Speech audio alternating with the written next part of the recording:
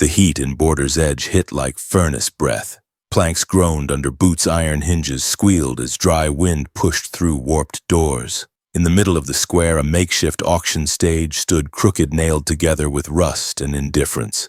Men gathered like buzzards, shaded under wide-brimmed hats, their spurs clinking as they leaned in. On the platform, a gaunt man with a goat's beard raised his hand and hollered, "She's ripe and heavy with the bastard seed who'll start the bidding. Let's not waste a good womb on sentiment." Laughter cracked through the air, followed by grunted offers, a mule, a saddle, 2 sacks of corn. The woman stood bound at the wrists, her wedding dress torn and smeared with red dust. One slipper was missing. Her ankles swelled over the leather strap of the other. A bruise bloomed under her left eye, and her lip was split, bleeding down her chin. Sweat streaked her temple, mixing with blood, but her eyes, they didn't blink, didn't plead. They stared out over the crowd like she was already gone. A child moved inside her. She flinched, her belly twitching beneath the stained fabric. One man reached up to touch, but the auctioneer slapped his hand away. "You buy, you touch," he sneered. More laughter. A bid was shouted, then another higher. At the edge of the square, under the shadow of an awning, a tall man with a limp leaned against a post, chewing the inside of his cheek. Dust clung to his long coat, and a weathered Bible peeked from his satchel. He hadn't meant to stop here. He hadn't meant to see. But her eyes had found his, and something in them refused to let go. Eli Grafton hadn't spoken to God or man in 5 years. Not since that night in the birthing room when the doctor came out with his hands covered in blood and the silence behind him weighed more than thunder. He buried his wife beneath the pecan tree behind Dust Hollow Ranch, dug the grave himself even as the fever still boiled in her sheets, and never walked into town again, not until today. He came for salt, that's all. Just salt and a coil of rope to fix the front gate where the boards kept sagging in the wind. He wasn't drunk, not anymore. Not since the bottle ran dry 3 winters ago and he let it. And yet when he saw her on that platform, the girl in the wedding dress with wrists tied in front like a criminal, his breath staggered like he'd taken a fist to the ribs. Eli stood apart from the crowd, half-shadowed coat hanging loose to cover the limp he still bore from the Coulter Valley ambush. His face was wind-burned and lined, beard-streaked gray eyes, a color not quite blue anymore. In his coat pocket, the Bible, frayed, water-damaged pages torn and stuck together. He hadn't opened it in years, but never left it behind. He'd seen things sold before. Horses, rifles, even people back when he rode cattle drives through Texas towns, too small for sheriffs and too hungry for rules. But something about her, maybe the way her fingers trembled, maybe the way her jaw stayed clenched while men leered, it wouldn't let him walk. He turned away once, took a step, 2. Then came the voice. Hers.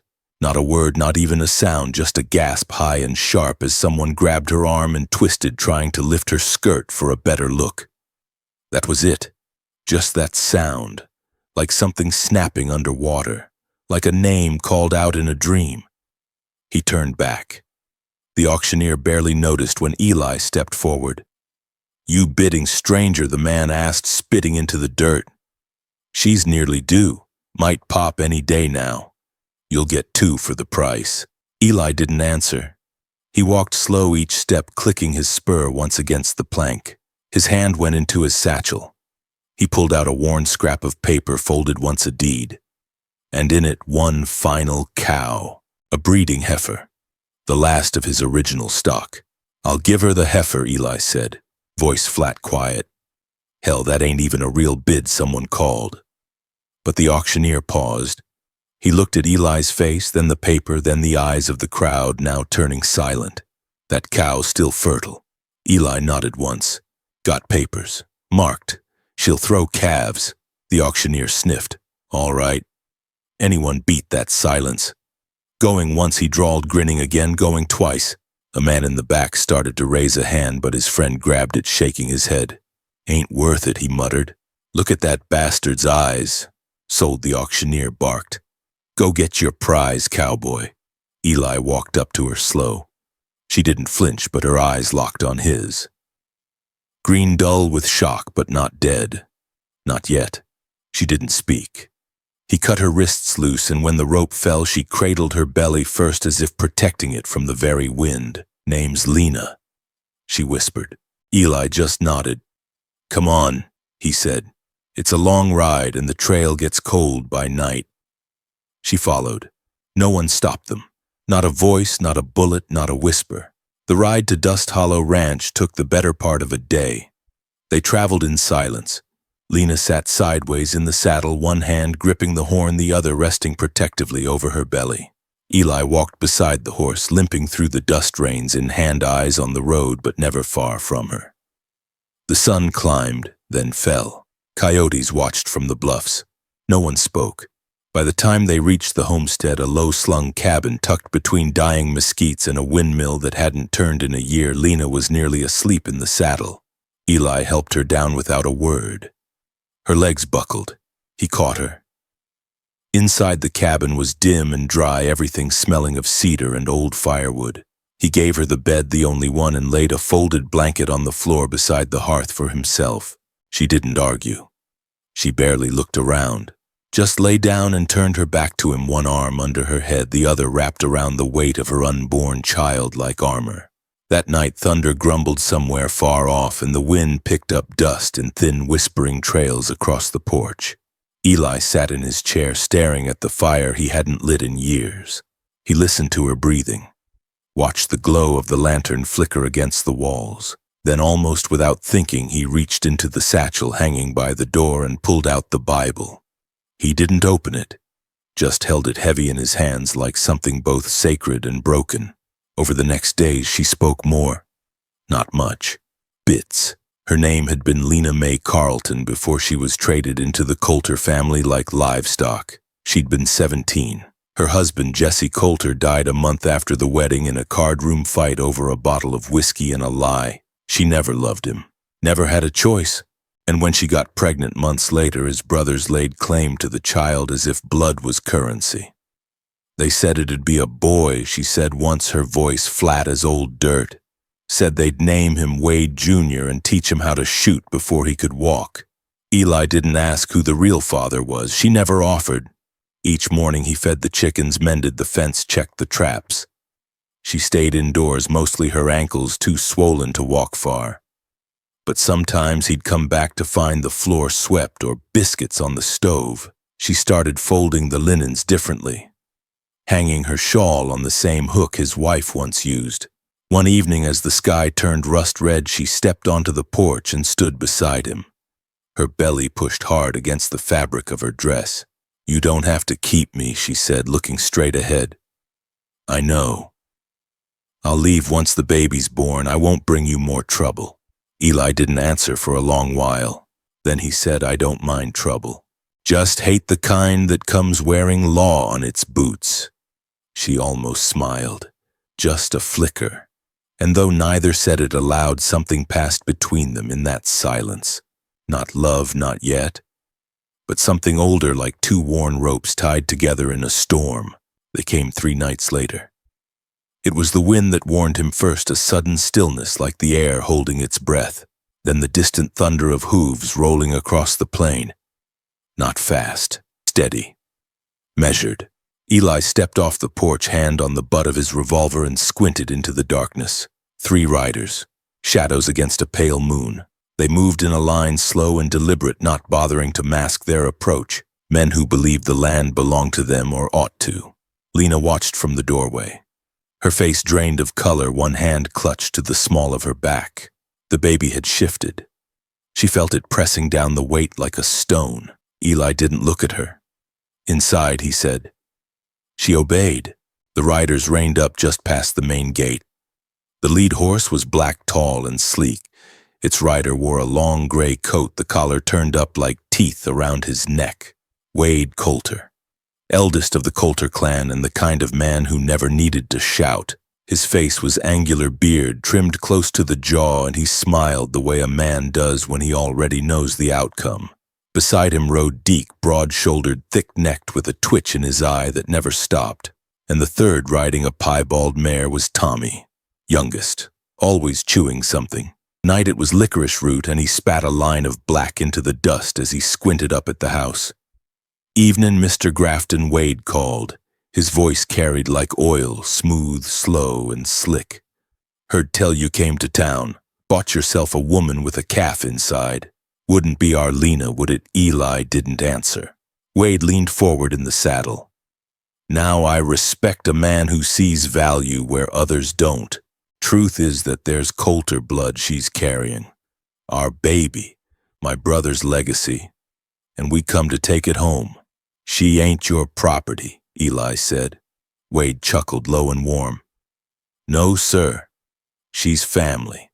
Our Jessie took her wife under law. And what's law worth out here if not blood? Now we ain't unreasonable men. We'll take the child, give her safe passage wherever she pleases. That's fair, isn't it? She stays." Deke shifted in the saddle, resting his hand near his holster. Wade clicked his tongue. "Now that's disappointing. I hoped we could be civilized. Ain't nothing worse than ugly business. You rode out here in the dark," Eli said. "That tells me all I need." Wade's grin vanished. His voice cooled. "We'll be back by sundown tomorrow. I suggest you pack a cradle." He turned his horse with one sharp jerk and the other two followed. No shots fired, no threats screamed. Just dust and hoofbeats fading into night. Inside, Lena sat on the floor, her hands shaking. "They'll kill you," she said. "Probably," Eli replied. He walked to the table, pulled a long wooden crate from beneath and set it down. Inside lay an old Winchester repeater, its brass dulled but well-oiled. Beside it, a box of shells half full. He checked the lever, then the sight. Still true. "You should run," she whispered. "Take a horse. Leave me." He didn't look up.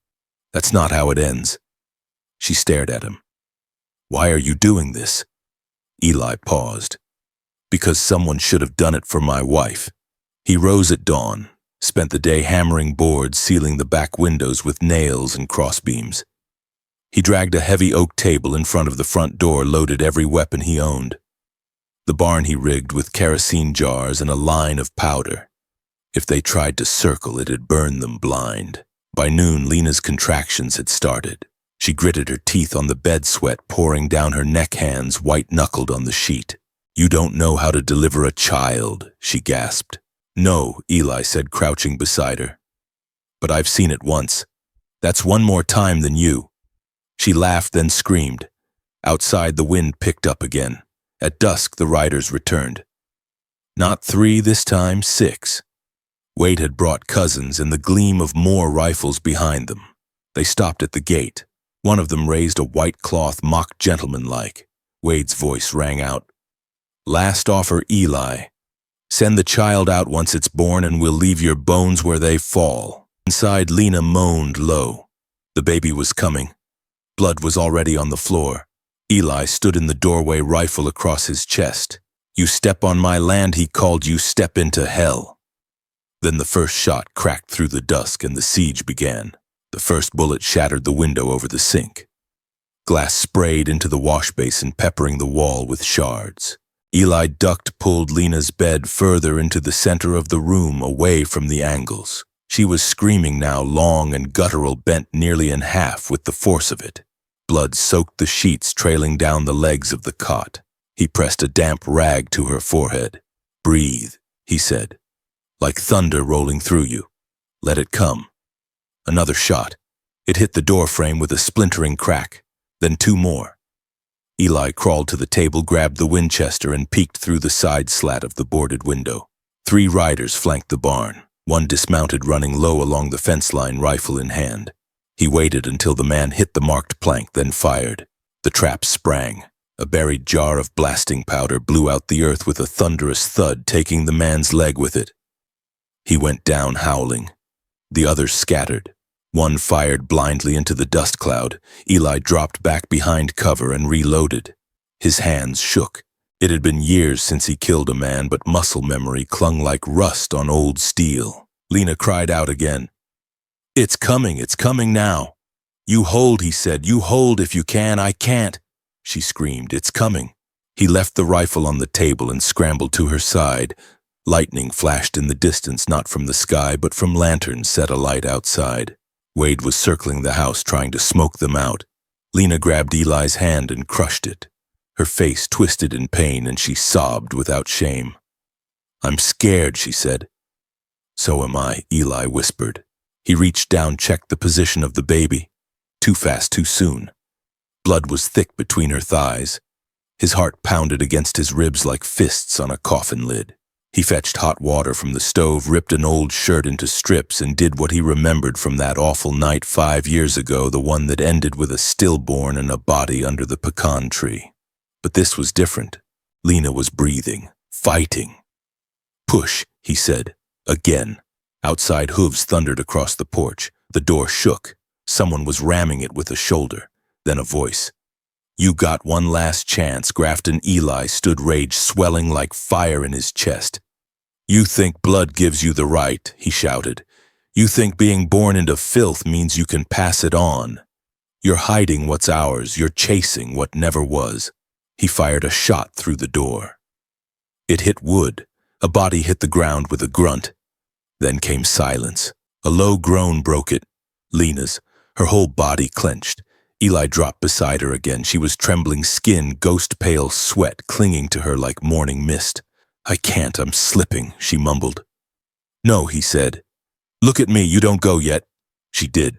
Her eyes locked on his, and with a final scream she pushed. The baby came out in a rush of blood and wet, too quiet at first, and then it wailed, a sharp cry like the ripping of paper through still air. A girl. Tiny, furious breathing. Eli wrapped her in a flannel rag, hands shaking. "She's here," he said. "She's here, Lena." But Lena was sobbing harder now, almost incoherent. "They'll take her," she gasped. "They'll say she's Coulter. No one's taking her," he said. "No one touches this child." He looked down at the tiny face, the soft dark hair slicked flat, the miniature fingers grasping the air blindly. She looked nothing like the Coulters. And suddenly Eli understood why. Lena's face twisted with anguish. She reached for him, grabbing his shirt. "There's something I didn't say." He froze. "She's not Jesse's, not their blood." He stared. Then it was one of their men, a field hand. Coulter owned him, black, gentle. "He helped me when I was sick. I was lonely. We were careful. But they found out. They killed him," Eli said. "I was carrying filth. But Jesse had already died and they couldn't risk the name, so they lied. Said it was his. Claimed the baby as theirs to keep the land deal. I let them because I wanted to live." Her face twisted. "But now they'll kill her if they know." Outside, the fire had reached the barn. Flames roared into the sky. The horses screamed. Shots rang out as the Coulters tried to back off from the inferno. Eli stared into the baby's face. No blood claim, no legal tie, no name, just a child. Innocent, pure. "They won't get her," he said. He walked to the door, rifle in one hand, child in the other. The Coulters had gathered again further back now, lit orange by the barn fire. Wade rode front, rage burning in his eyes. "You light my barn, you kill my kin," he growled.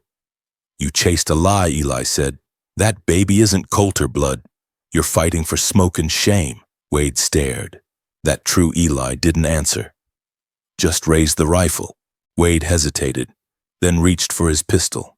Eli fired first. The shot caught Wade in the shoulder, spinning him off the saddle. Another bullet hit Eli in the chest. He staggered back into the doorway, the child still in his arms. Lena screamed his name. He fell to his knees, gasping. She crawled across the floor to him, sobbing. He looked at her, at the child. His lips moved barely a whisper. "She's got fire in her. Keep her safe." Then his head dropped forward and he was still. He didn't die right away. The bullet had torn through the edge of his lung, missed the heart by inches. He faded in and out, each breath ragged wet. Lena dragged him back from the doorway, blood smearing across the floor, her body trembling with shock and exhaustion. Outside, the Coulters were retreating, not in surrender, but in confusion. Wade hadn't moved. Deke was shouting. The barn still burned. Lena pressed a cloth to Eli's wound, her hands slick with his blood and her own. The baby lay beside him, crying, mouth small and fierce. Eli's eyes fluttered open for a moment, and when he saw the child, something softened in the lines of his jaw. "She's not theirs," he croaked. Lena nodded, tears falling unchecked. "No. She's mine. She's his." He didn't live to see her. She hesitated, then whispered, "He wasn't just a servant. His name was Isaiah. They killed him in a ditch outside the cotton field. Said I'd seduced him, but I didn't. I loved him, quietly, fearfully, just enough to give me this one good thing." Eli's hand found hers, weak but firm. "They can't have her," he said. "They'll come back," Lena whispered. "Even if we survive tonight, they'll tell the law she's Coulter blood, that they have right." "Then burn the name," Eli rasped. "Let her be born new." A crash sounded outside. Deke and Tommy were trying to kick down the fence. Flames from the barn had spread to the dry grass. The wind carried embers in long trails. Eli pulled her closer. "Tell them nothing, not a father's name, not a bloodline, just a birth in the fire, that's all she needs." Lena clutched the child. "What if they kill me too?" He looked at her, really looked, and said, "You've already walked through death. What's left is the living." He passed out again, breath thin. Lena kissed his forehead. Then she rose. She found his coat, threw it over her shoulders, and stepped out onto the porch. The fire lit the whole yard now. Wade still hadn't risen, moaning, clutching his shoulder in the dirt. Deke raised his gun when he saw her. "I'll shoot you dead, girl." Lena didn't blink. "You want the child," she shouted. "Come take her. But you'll have to tell the judge why you murdered her father. Why you strung up a man for touching what you already threw away." Deke hesitated, his gun lowered slightly. "She's not Jessie's," Lena said. "She never was. And you know it." The other riders looked between themselves. Tommy shifted in his saddle. "Is that true she's the daughter of Isaiah Rowe?" Lena said. "A man your family owned. A man you hung." The fire behind her roared higher. The barn collapsed inward with a crash. "You try and take her," she said, "and I'll ride to every judge from here to El Paso. I'll tell the whole damn territory who she is, who you killed, and they'll hang your name even if they don't hang your necks." Deke's jaw worked, but no words came. Behind him, one of the cousins turned his horse and rode off. Then another. Tommy stared at her, mouth half open. Then he spit the licorice root into the dirt and followed. Deke cursed, spurred his horse hard. "This ain't done," he growled. "Not by a damn sight." He grabbed Wade by the collar and hauled him onto the saddle, then turned and rode after the others. Lena stood on the porch until the last hoofbeats faded. Inside, Eli stirred again. She ran to him, knelt by his side. "They're gone," she whispered. He blinked slowly. "The baby, she's safe." He smiled. "Name her." Lena looked at the small face, now quiet, and curious eyes open to a world lit by fire. "Her name is Mercy." Eli's chest rose, then fell. "That's a good name." Then he closed his eyes for the final time. They buried him at dawn. Lena dug the grave herself, inch by inch, with blistered palms and torn nails beneath the pecan tree behind the cabin. The same place where his wife had rested all these years, unmarked but not forgotten. The baby slept nearby in a bundle of Eli's old flannel shirt nestled in a crate padded with hay. The air was soft now. Smoke still lingered, but the wind had shifted, carrying it westward like ghosts leaving the valley. She wrapped Eli in his own coat, the bullet hole dried and stiff at the chest. His Bible, the one he never opened but never left behind, she placed beside him, fingers pausing over the frayed leather. Inside the cover, she found a name, Sarah Grafton. A date. A single pressed flower long turned to dust. No last will. No instructions, just silence and what was left of him in it. She filled the grave alone. By midday, she was inside, rocking Mercy by the window. Her body ached. Her soul did too. But the child clung to her finger with astonishing strength. And when Lena looked into those eyes, she didn't see Jessie or Isaiah or even herself. She saw something new. In the days that followed, word of the Coulters' defeat spread. The town kept quiet. No one wanted to stir that hornet's nest again. The sheriff came once, saw the ruin, saw the child, and left with more questions than answers. Lena said little. Only that Eli Grafton had died protecting what was right. She stayed at Dust Hollow, fixed the porch, grew vegetables where the barn once stood. Mercy grew stronger each day, skin the color of earth after rain, eyes wide as the sky. People began to whisper not of bloodlines but of choices. of a man who died with a rifle in one hand and redemption in the other. A man who once carried a bullet in his soul and finally let it go. Some say the wind changed after that, the soil grew kinder, and children born under that pecan tree never cried for long. Lena never remarried, but when folks came by needing food or a place to rest, she let them stay. And when asked what kind of man Eli Grafton had been, she simply pointed to the Bible on the mantel, now closed forever, and said he listened, even when he didn't speak. Out past the last fence post, a small stone rests under the tree. On it one word: mercied. Watch our next story and don't forget to subscribe for more Western tales of justice and redemption.